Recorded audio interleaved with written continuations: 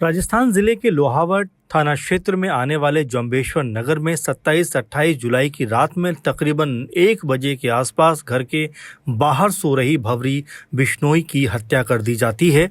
32 साल की भंवरी देवी को किसने मारा, इसके बारे में अब तक कोई सुराग पुलिस के हाथ नहीं लगा है।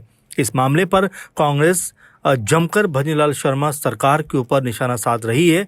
वहीं अब भंवरी देवी मामले पर कांग्रेस के दिग्गज नेता अशोक गहलोत और सचिन पायलट ने अपनी आवाज बुलंद करते हुए सरकार को जमकर घेरा है।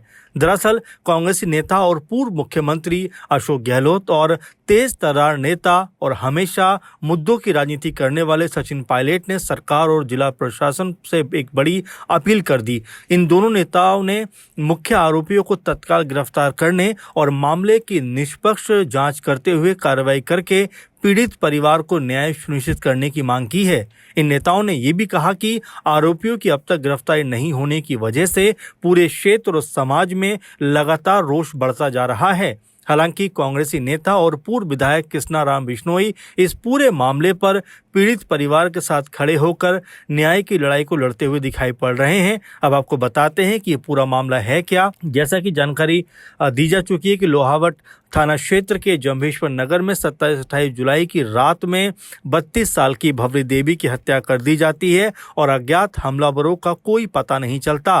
वहीं मां को बचाने के लिए उठी बेटियों पर भी हमलावरों ने कोई रहम नहीं खाया और उनके ऊपर भी हमला कर दिया।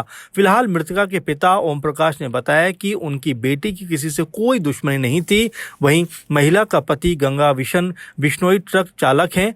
अब देखना ये होगा कि इस मामले पर पुलिस कितनी तेजी से अब कार्रवाई करती है और जो आरोपी हैं उन्हें कब तक गिरफ्तार करती है, क्योंकि गिरफ्तारी की मांग को लेकर लगातार लोग धरना प्रदर्शन कर रहे हैं और ये कहते हुए नजर आ रहे हैं कि इस पूरे मसले के ऊपर शासन और प्रशासन दोनों का रवैया बेहद सुस्त दिखाई पड़ता है, क्योंकि 25-26 दिन बीत जाने के बाद भी अभी तक कोई आरोपी अपराधी पकड़ में नहीं आया है और पुलिस लगातार परिवार को और क्षेत्र को आश्वासन देती हुई दिखाई पड़ रही है। वहीं अब ये खबर भी है कि आंदोलनकारी जयपुर तक पैदल मार्च करके मुख्यमंत्री के आवास को घेरने का भी जो है प्लान कर रहे हैं, इस तरह की योजना बना रहे हैं। अब देखना ये होगा कि इस पूरे मामले के सामने आने के बाद भजनलाल शर्मा सरकार किस तरह का सख्त कदम उठाती हुई दिखाई पड़ती है और जो आरोपी हैं उन्हें कब तक गिरफ्तार किया जाता है, क्योंकि क्षेत्र के लोग लगातार यही मांग कर रहे हैं कि